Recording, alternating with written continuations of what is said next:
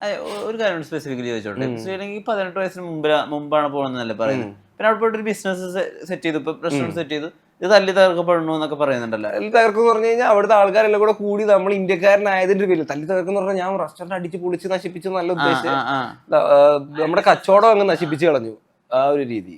അല്ല ഞാൻ പറയുന്നത്, അപ്പൊ ഇതൊക്കെ നേരിടാൻ ഒരു 10-20 വയസ്സിൽ എങ്ങനെയാ, എന്തായിരുന്നു ധൈര്യം, ആരായിരുന്നു മോട്ടിവേഷൻ, എങ്ങനെയാ? ഈ റെസ്റ്റോറന്റിന്റെ കഥ എന്ന് പറഞ്ഞു കഴിഞ്ഞാല് ശ്രീലങ്കയിൽ നമുക്ക് ക്യാഷ് ആയിരിക്കില്ല എപ്പോഴും ഹോൾഡ് ചെയ്യുന്നത്. എന്റെ പേഴ്സ് ഒന്ന് കളഞ്ഞു പോയപ്പം ഇവിടെ നമ്മൾ ക്യാഷ് അയച്ചാൽ ഈവൻ ദോ നമ്മൾ തൊട്ടടുത്ത രാജ്യമാണെങ്കിൽ ഇവിടെ നിന്നൊക്കെ അയക്കുമ്പോഴത്തേക്ക് ഇച്ചിരി സമയം എടുക്കും അവിടുത്തെ. അങ്ങോട്ടേക്ക് എത്തിപ്പെട്ട് നമ്മൾ USD ഡോളറിലാ ക്യാഷ് അവിടെ എത്തുന്നത്. അപ്പൊ നമ്മൾ വിഡ്രോ ചെയ്യുന്നതനുസരിച്ച് കമ്മീഷൻ ഇങ്ങനെ പൊക്കോണ്ടിരിക്കും. അപ്പൊ പെട്ടെന്ന് നമ്മൾ ഒരു വലിയ എമൗണ്ട് വലിച്ചിട്ടായിരിക്കും കൈ പിടിക്കുന്നത്. ഒരു ദിവസം ഇതെല്ലാം കൂടെ കളഞ്ഞുപോയി, പൈസ എല്ലാം കൂടെ ബസ്സിൽ നിന്ന് പോയി. അപ്പൊ ഞാൻ ജസ്റ്റ് ഫുഡ് കഴിച്ചുകൊണ്ടിരിക്കുന്ന റെസ്റ്റോറൻറ്റിലാണ് പോയി സംസാരിച്ച് എനിക്ക് ഫുഡ് തരാമോ, ഞാൻ പിന്നീട് പേ ചെയ്യാന്നുള്ള രീതിയിൽ അവർ കാമായിരുന്നു. ഞാൻ പറഞ്ഞ ഇന്ത്യക്കാർ ഇഷ്ടമുള്ള വിഭാഗത്തിലുള്ള ആൾക്കാരായിരുന്നു. അതെ, അവിടെ തന്നെ ഞാൻ ഫുഡ് കഴിച്ചുകൊണ്ടിരിക്കും, ഡെയിലി അവിടെ നിന്ന് കഴിക്കുന്നത്. അപ്പൊ അവരോട് വിൻസി കഫേ.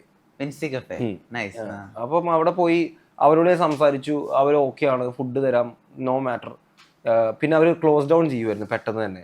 അപ്പോൾ ഒരു 5-6 ദിവസം കഴിഞ്ഞപ്പോൾ എന്നോട് പറഞ്ഞു നമ്മൾ ക്ലോസ് ഡൗൺ ചെയ്യുക, ഞാൻ എന്തോ ചെയ്യുമെന്ന് ചോദിച്ചു, പൈസ എത്തിയോന്ന് ചോദിച്ചു. ഞാൻ പറഞ്ഞു ഇല്ല, പൈസ എത്തിയില്ല. അങ്ങനത്തെ ഒരു സ്കീമായപ്പോൾ ഞാൻ ചോദിച്ചു എന്തിനാ ക്ലോസ് ഡൗൺ ചെയ്യുന്നതെന്ന് വെച്ചപ്പോൾ നഷ്ടത്തിലായതുകൊണ്ട്. അന്നാണ് നമ്മുടെ ഓയോ സെറ്റപ്പ് കുറച്ചൊക്കെ ഒന്ന് വൃത്തിയാക്കി സെറ്റ് ചെയ്തെടുത്താൽ നന്നായിട്ട് നമുക്ക് സെല്ല് ചെയ്യാവുന്നൊരു രീതി ഉണ്ടല്ലോ. ഈ നഷ്ടപ്പെട്ട പൈസ ഇവിടുന്ന് അപ്പൻ അയച്ചു തരുമ്പോൾ നമ്മൾ ആ പൈസ എടുത്ത് അവിടെ ഇട്ട് ആ റെസ്റ്റോറൻറ്റ് അങ്ങ് സ്റ്റാർട്ട് ചെയ്തു. അങ്ങനെയാണ് വേറൊരു 6 റെസ്റ്റോറൻറ്റ് നമ്മൾ നമ്മൾ ലീസ് ഔട്ട് ചെയ്ത് റൺ ചെയ്തത്. അത് നന്നായിരുന്നു. ഞാൻ പിന്നെ അതുകൊണ്ടൊക്കെ അവിടെ സർവൈവ് ചെയ്തതും ഫീസ് അടച്ചതും. ഇവിടെ നിന്ന് വരുന്ന ഫീസ് അടയ്ക്കാൻ തന്ന പൈസ കൊണ്ടാണല്ലോ അവിടെ കച്ചവടം ചെയ്യുന്നത്. അപ്പൊ കച്ചവടത്തിൽ നിന്ന് വരുന്ന പൈസ കൊണ്ട് ഫീസ് അടയ്ക്കണമല്ലോ, ഒരു ലിങ്ക്. എന്ത് ഫുഡ് സെർവ് ചെയ്തായിരുന്നു അവിടെ? ശ്രീലങ്കനായിരുന്നോ ഇന്ത്യനായിരുന്നോ? ശ്രീലങ്കയിലെ നമ്മുടെ ഇവിടുത്തെ എല്ലാം അവിടെ ഉണ്ട്. പുട്ടിനവിടെ പിട്ടു എന്ന് പറയും, അങ്ങനത്തെ വെറൈറ്റി. നമ്മുടെ സംഭവം തന്നെയല്ല അവിടെ. ഫുഡൊക്കെ ചെറിയൊരു ഡിഫറൻസ് എന്നല്ലാതെ കൈൻഡ് ഓഫ് കേരളയും ശ്രീലങ്കയും ഫുഡൊക്കെ ഏകദേശം 95% സിമിലറാണ്. അപ്പൊ നമ്മുടെ അപ്പം അവിടെ അപ്പം ഉണ്ട്, നമ്മുടെ പാലപ്പം എല്ലാം അവിടെ ഉണ്ട്. ഈ കച്ചവടം മൈൻഡ് സെറ്റ് ഒരു സ്ഥലത്ത് നിന്ന് വേറെ സ്ഥലത്ത് വെച്ചിട്ട് ഇത് വെച്ചിട്ട് നമുക്കിപ്പോ മറ്റേ ഒരു കഥയുണ്ടല്ലോ, ഒരു അച്ഛൻ പോകുമ്പോ 3 മക്കൾക്കും പൈസ കൊടുത്തു, ഒരാളത് കുഴിച്ചിട്ടു, മറ്റൊരാളത് ഇൻവെസ്റ്റ് ചെയ്തു, മറ്റൊരാളത് കച്ചവടം ചെയ്തു, അങ്ങനെ ഇതുണ്ടല്ലോ. അപ്പൊ ഓരോരുത്തർക്കും ഓരോ മൈൻഡ് സെറ്റ് ഉണ്ടാവുമല്ലോ. ഈ പൈസ വെച്ചിട്ട് ട്രാൻസ്ഫറിങ്ങും അല്ലെങ്കിൽ ഈ കച്ചവടവും ഇത് ചെറുപ്പം തൊട്ടേ ഉണ്ടോ? ഇതെന്നറിയോ, ജീവിത സാഹചര്യം പഠിപ്പിച്ചതാണ്. നമ്മൾ ഒരു പോയിന്റില് നമുക്ക് മനസ്സിലാവണം നമ്മൾ എന്ത് പേടിക്കാനാ, നമ്മൾ എന്തിനാ പേടിക്കേണ്ട കാര്യമുള്ളത്. കാരണം നമുക്ക് എല്ലാ ആക്ഷനും ഒരു കോൺസിക്വൻസസ് ഉണ്ട്. റെസ്പോൺസിബിലിറ്റി നമ്മൾ ഏറ്റെടുത്താൽ മതി. നമുക്ക് പൈസ പോയി ഞാൻ കച്ചവടം ചെയ്ത് കുളവാക്കിയിട്ടുണ്ടെങ്കിൽ ആ റെസ്പോൺസിബിലിറ്റി എന്റെയാണ്, അത് ഞാൻ തിരിച്ച് റീകൂപ്പ് ചെയ്താൽ മതി. അതിപ്പം ബ്രോയുടെ നിന്ന് ഞാനിപ്പോ 500 കൊണ്ട് ചെലവാക്കിയിട്ടുണ്ടെങ്കിൽ ഞാൻ ആ ബ്രോയ്ക്ക് 500 കൊണ്ട് തിരിച്ച് തരിക എന്നുള്ളതാണ് എന്റെ പരിപാടി. അത് ഞാൻ എങ്ങനെ തരുന്നു എന്നുള്ളത് ഞാൻ ഇപ്പൊ ബ്രോയെ ചിലപ്പോൾ അറിയത്തില്ലായിരിക്കും. നമ്മളെ എവിടുന്നെങ്കിലും തിരിച്ചു മറിച്ചിട്ടായാലും കച്ചവടം ചെയ്തിട്ടായാലും തിരിച്ചു തരും. അപ്പൊ ആ ഒരു സെറ്റപ്പ് കച്ചവടം എനിക്ക് ഉണ്ടായിരുന്നു തോന്നുന്നു. ബ്ലഡ് ഇല്ല ഹെറിഡിറ്ററി ആയിട്ട് എന്റെ അച്ഛൻ ഇപ്പോ പ്രത്യേകിച്ച് ഒരു കോഴി ഫാമൊക്കെ റൺ ചെയ്ത് ഇങ്ങനെ ചില്ലായിട്ട് പോകുന്നൊരു മനുഷ്യനാണ്. ബ്ലഡ് ലൈനിലുള്ള കാര്യമൊന്നും ബ്ലഡ് ലൈനിൽ എവിടെയെങ്കിലും ഉണ്ടാവുമല്ലോ. അപ്പന്റെ ഫാമിലിയിൽ എവിടെയെങ്കിലും അമ്മയുടെ ഫാമിലിയിൽ എവിടെയെങ്കിലും ആരെയൊക്കെ ചെയ്തിട്ടുണ്ടാവും. അല്ലാതെ എനിക്ക് തോന്നാനുള്ള എനിക്ക് ഇതൊക്കെ സ്കില്ല് നമ്മൾ ഡെവലപ്പ് ചെയ്തത് മാത്രമാണെന്ന് തോന്നുന്നില്ല. എവിടെയെങ്കിലും എന്തെങ്കിലും ലിങ്ക് കിട്ടുമ്പോഴാണ് നമ്മളത് ഡെവലപ്പ് ചെയ്യുന്നത്. എനിക്കിങ്ങനെ പഠിക്കാൻ വലിയ താല്പര്യമൊന്നുമില്ലായിരുന്നു. പഠിച്ചങ്ങനെ വലിയ ആളായി ഇങ്ങനെ ഹൈ എൻഡ് പൊസിഷനിൽ ഇരിക്കണം എന്നൊന്നുമില്ല. അതിനേക്കാളും മണ്ടയ്ക്ക് ഇരിക്കാൻ ബിസിനസ് ആണല്ലോ നല്ലത്. ഈ ശ്രീലങ്ക പോയ സമയത്ത് നാട്ടിലത്തെ ഫ്രണ്ട്ഷിപ്പ് സർക്കിൾ കുറച്ചൊന്നും കട്ടാവില്ലേ? ഫ്രണ്ട്ഷിപ്സ് അങ്ങനെ അധികം ഉണ്ടായില്ല എനിക്ക്. ആ ഫ്രണ്ട്ഷിപ്പ് ഉള്ള ഒരാളാണ് ശ്രീലങ്കയിൽ ഉണ്ടായിരുന്നത്. അങ്ങനെയാണ് പുള്ളിയുടെ അടുത്തോട്ട് എത്തിപ്പെടുന്നത്. ആ ഒരു സ്കീം. അധികം ഫ്രണ്ട്സ് ഒന്നും ഉണ്ടായില്ല. ചൈൽഡ്ഹുഡ് എങ്ങനെയായിരുന്നു? ശ്രീലങ്കയിലോട്ട് പോകുന്ന സമയത്താണ് അധികം ഫ്രണ്ട്സ് ഇല്ലാത്തത്. കയ്യിലിരിപ്പ് ആ ഒരു രീതിയിൽ അപ്പോഴാണ് ഫ്രണ്ട്സ് ഇല്ലാതായിരുന്നത്. അതിന് മുമ്പ് ഒരുപാട് ഫ്രണ്ട്സ് ഉണ്ട്. ഞാൻ 2 സ്കൂളിലൊക്കെ പഠിച്ച് ഒത്തിരി ഫ്രണ്ട്സ് ഉണ്ട്. അവരൊക്കെ ഇപ്പൊ സ്റ്റിൽ ഇൻ ടച്ച് കേട്ടോ. ഫ്രണ്ട്സ് എല്ലാവരും ഉണ്ട്. ഞാൻ പറഞ്ഞ അന്ന് അങ്ങനെ ഇവിടെ നിർത്തി അങ്ങോട്ട് പോവാൻ എന്നെ ഇവിടെ ബന്ധിപ്പിച്ച് നിർത്തുന്ന ഫ്രണ്ട്ഷിപ്പ് ഒന്നുമില്ല. ഈ പോകണ്ട ഞാൻ നിന്നെ മിസ് ചെയ്യും എന്ന് പറയുന്ന ഫ്രണ്ട്സ് ഒന്നുമില്ല. അതിപ്പോ ഉണ്ട്.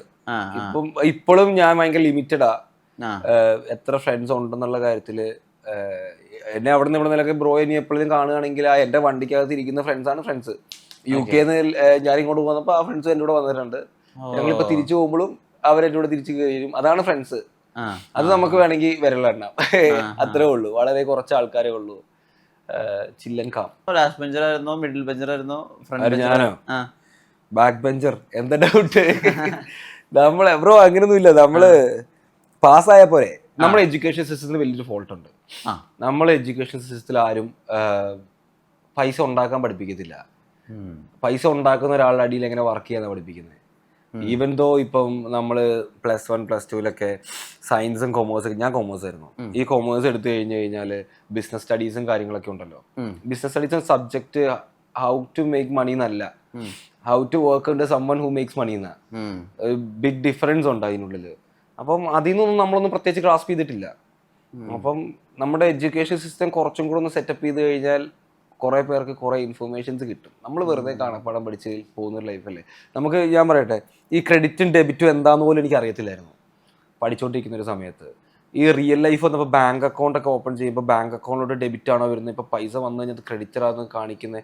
അപ്പോഴാണ് നമുക്ക് അന്ന് സ്ട്രൈക്ക് ചെയ്യുന്നത്, ഓ അന്ന് നമ്മൾ പഠിച്ചുകൊണ്ടിരുന്ന ഈ സാധനമാണെന്ന്. അത് വളരെ സിമ്പിളായിട്ട് നമുക്ക് ഒരാളെ പഠിപ്പിക്കാൻ പറ്റും. നല്ല ടീച്ചേഴ്സ് ഉണ്ടാവണം, അത് വേറെ കാര്യം. എനിക്ക് നല്ല ടീച്ചേഴ്സ് ആയിരുന്നു, ആരും ഞാൻ കുറ്റം പറയുന്നില്ല. ഇനിയിപ്പോൾ നാളെ അവർ പറയുന്നത് മോശം പഠിപ്പിക്കുന്നല്ലേ, നമ്മുടെ കയ്യിൽ പോയിട്ട് തന്നെയാണ് പഠിക്കാതിരുന്നത്.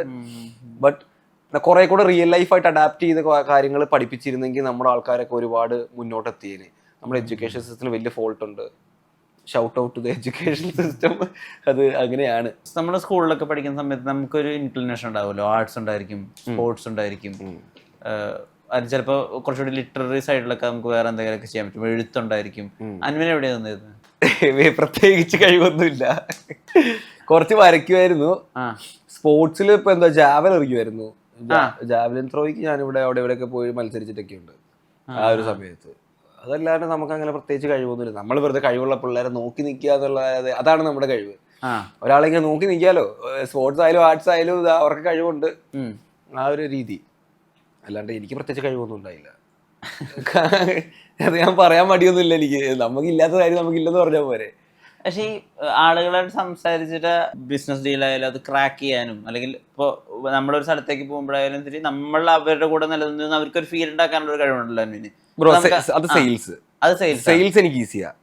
അത് ഞാൻ പറഞ്ഞു, അത് നമ്മൾ ലൈഫ് പഠിപ്പിച്ച സാധനമാണ്. ഒരു കാര്യം, ഒന്നാമത്തെ കാര്യം, നമ്മളത് ഡെവലപ്പ് ചെയ്ത് കാണിച്ചിട്ടുണ്ടാവണം. സെയിൽസിൽ ഒരു എക്സാമ്പിൾ കാണിക്കണം. വെറുതെ ഒരാളെ പിടിച്ചിട്ട് ആ ഒരു ആടിനെ പിടിച്ച് ഇത് പട്ടിയാന്ന് പറഞ്ഞ് വിൽക്കാൻ പാടില്ല. പക്ഷെ നമ്മളത് കാണിച്ചിട്ടുണ്ടെങ്കിൽ ആട് വാലാട്ടത്തിന്റെ പേരിൽ അത് പട്ടിയെന്ന് പറഞ്ഞ് വിൽക്കാൻ എനിക്കറിയാം. ഓക്കെ, സെയിൽസ് നമ്മൾ ഡെഫിനറ്റ്ലി ചെയ്യും. എനിക്ക് സെയിൽസ് ഇഷ്ടമുള്ള പരിപാടിയാ. പ്രൗഡ് ടു സേ ഞാൻ സെയിൽസ്മാൻ ആണ്. എനിക്ക് ബിസിനസ് ഡീൽസ് ക്ലോസ് ചെയ്യാൻ ഇഷ്ടമാണ്, മീറ്റിംഗ്സിന് പോകാൻ ഇഷ്ടമാണ്. ഇങ്ങനത്തെ പരിപാടീസൊക്കെ എനിക്ക് ഭയങ്കര ഇഷ്ടമുള്ള കാര്യങ്ങളാണ്. ഞാനങ്ങനെ സ്ട്രെസ് അടിച്ച് ബിസിനസ് ചെയ്യുന്ന ഒരാളല്ല. സ്ട്രെസ്ഫുൾ ആയിട്ട് ബ്രോ, ഈ business in the sense like ഞാനൊരു മില്യനെയറോ ബില്യനെയറോ ഒന്നും അല്ല. എനിക്ക് വേണ്ടത് ഫൈനാൻഷ്യൽ ഫ്രീഡം എൻ്റെ കയ്യിലുണ്ട്. ഓക്കെ, എനിക്കിപ്പം ഇന്ന് എവിടെയും പോകണ്ടേ, ഇന്ന് എവിടെയും പോകണ്ട, ഇന്ന് എവിടെയും പോകണോ, ഇന്ന് എവിടെയും പോവാം. ആ ഒരു ഫ്രീഡമാണ് ഞാൻ ഉദ്ദേശിക്കുന്ന ഒരു ലൈഫ്. അല്ലാണ്ട് നമ്മൾ റിട്ടയർ എന്നൊക്കെ പറയുമ്പോഴത്തേക്കും ആൾക്കാർ വിചാരിക്കുന്നത് like millions and millions of ഡോളേഴ്സും കൊണ്ട് റിട്ടയർ ചെയ്ത് ആ ഒരു സ്കീം അല്ല. Like I have my financial freedom.